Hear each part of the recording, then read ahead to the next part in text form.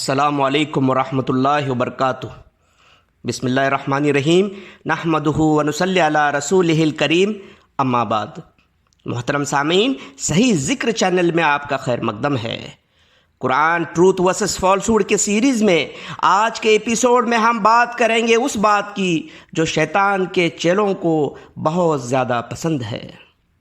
جو شیطان کے چیلے اسلام کا مکھوٹا پہنے ہوئے ہیں، وہ اس بات کا استعمال کر کے غیر مسلموں کے خلاف نفرت پھیلاتے ہیں۔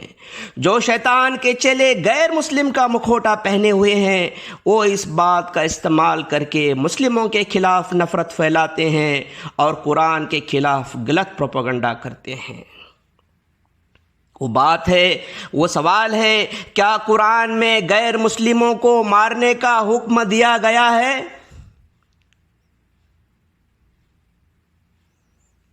کیا جواب ہے آپ کا؟ ہاں یا نہیں؟ دوستوں، اس کا جواب ہے ہرگز نہیں۔ انسان تو دور کی بات، کسی جانور کو بھی بنا وجہ مارنے کی اجازت قرآن نہیں دیتا۔ قرآن امن اور شانتی کا پیغام دیتا ہے۔ قرآن قتل غارت گری کے خلاف صرف کڑے حکم ہی نہیں دیتا، بلکہ اس کے خلاف کڑی سے کڑی سزا کا اعلان کرتا ہے۔ قرآن میں کسی کا بھی قتل کرنے کی سزا موت ہے۔ سورہ المائدہ سورہ نمبر 5 آیت نمبر 32 میں ارشاد باری تعالی ہے، من قتل نفسا بغیر نفس او فساد فی الارض فکأنما قتل الناس جميعا، جس نے ایک بے گناہ انسان کا قتل کیا اس نے پوری انسانیت کا قتل کیا۔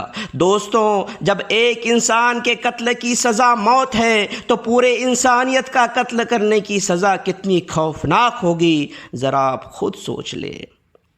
قرآن صرف امن شانتی کا، معافی رحم کا حکم دیتا ہے۔ اسی لیے 14 سال تک لگاتار آپ صلی اللہ علیہ وسلم اور آپ کے صحابی رضی اللہ عنہم پر بے انتہا ظلم کرنے والے ظالم آتنکوادیوں کے خلاف آتم رکشا میں لڑنے کا حکم جب قرآن کی کچھ آیتیں دیتی ہیں تو فوراً اسی وقت وہ زیادتی نہ کرنے کا، معاف کرنے کا بھی حکم دیتی ہیں۔ ظالموں کے ساتھ لڑائی کے وقت میں بھی، یدھ استھل میں بھی بچے، عورتیں، بوڑھوں پر ظلم نہ کرنے کا، دوسرے مذہبوں کے دھرم استھل نہ توڑنے کا، دوسرے دھرموں کے دیوی دیوتاؤں کو برا بھلا نہ کہنے کا، مویشی، جانور، پیڑ، گھروں کو نقصان نہ پہنچانے کا، یدھ قیدیوں سے پیار سے پیش آنے کا، ان کی حفاظت کرنے کا، ان پر رحم کرنے کا، ان کے ساتھ اچھا سلوک کرنے کا حکم قرآن دیتا ہے۔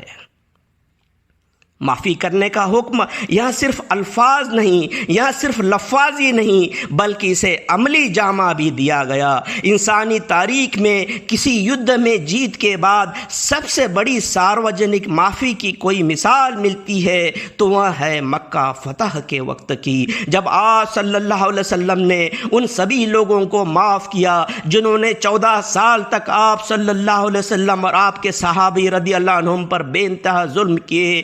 اس میں کئی خونخوار ظالم ایسے تھے جنہوں نے تڑپا کر صحابہ رضی اللہ عنہم کو مارا تھا۔ آپ صلی اللہ علیہ وسلم نے سب کو معاف کیا۔ آپ صلی اللہ علیہ وسلم کے بے حد پیارے چچا امیر حمزہ رضی اللہ عنہ کو شہید کر کے ان کے جسم کی بے حرمتی کرنے والے وحشی کو بھی معاف کیا۔ امیر حمزہ رضی اللہ عنہ کا کلیجہ چاک کر کے دانتوں میں چبا کر تھوکنے والے ہندا کو بھی معاف کیا۔ ابو سفیان اور اس کے گھر والوں کو معاف کرنے والے، ابو جہل کے بیٹے اکرمہ کو معاف کرنے والے، سارے دشمنوں کو معاف کرنے والے حضرت محمد پیغمبر صلی اللہ علیہ وسلم رحمت للعالمین، جہانوں کے لیے رحمت تھے۔ دوستوں، قرآن امن، شانتی، پیار، محبت، معافی، رحم کے علاوہ اور کچھ نہیں سکھاتا۔